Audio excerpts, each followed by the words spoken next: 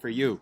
So this story is in honor of Gimel Tammuz, which is coming up in honor of the Lubavitcher Rebbe. It's a true story.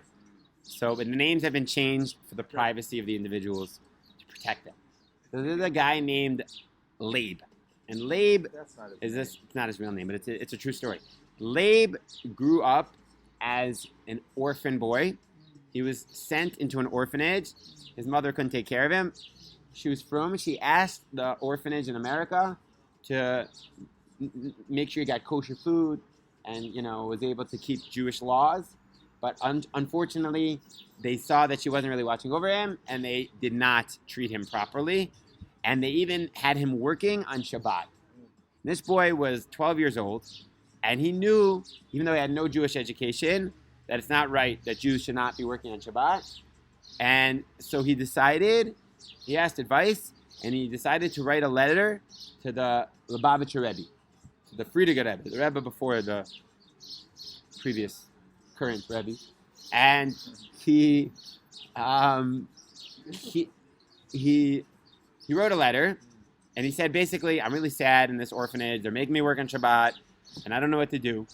And the Rebbe wrote back to him and said, make sure you get a pair of tefillin, wear tefillin every day when you turn 13, and everything will be okay. And thus it was. He got tefillin, he started wearing tefillin, and they stopped making him work on Shabbat.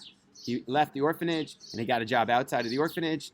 And the Lubavitcher Rebbe kept in touch with this person, Leib, and Leib became a chassid in his own way. And he used to go to the headquarters, and he would listen to the shirim of the Rebbe, and he would understand a little bit. He didn't really understand, much Torah, but he would understand. And that was Leib. And, then the Lubavitcher Rebbe passed away, and the new Rebbe took over, and the new Rebbe galvanized his people to do shlichus.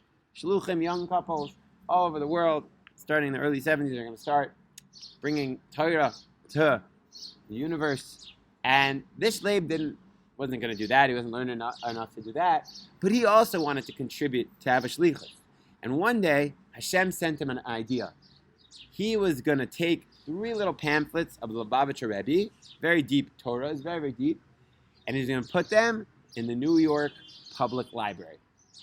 And there was a place where there wasn't much Torah, pretty much no Torah, certainly no Chassidus, and he was going to sneak it in there. So one day he goes to the library, he takes out a book, he puts his books in, he looks around to make sure nobody sees him, and he walks away.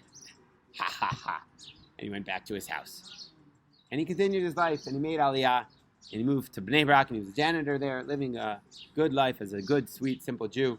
And one day, he met a man who lived in Crown Heights from America, and they got into a conversation. And he asked this man his story, his life story. He says, well, actually, I didn't grow up religious, said the man from Crown Heights.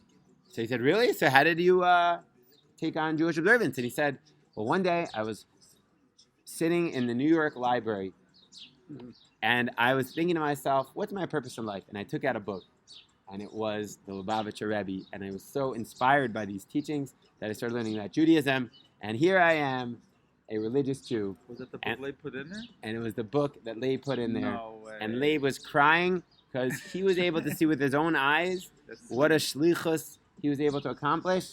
So you never know what you normally we just put we send a WhatsApp, we give someone the Torah, and you never know what seeds are going to be planted. We just do our avodah, and Hashem does the rest. So we should be zeicha to see the fruits of our labors like Leib in the schus of Lubavitcher Rebbe.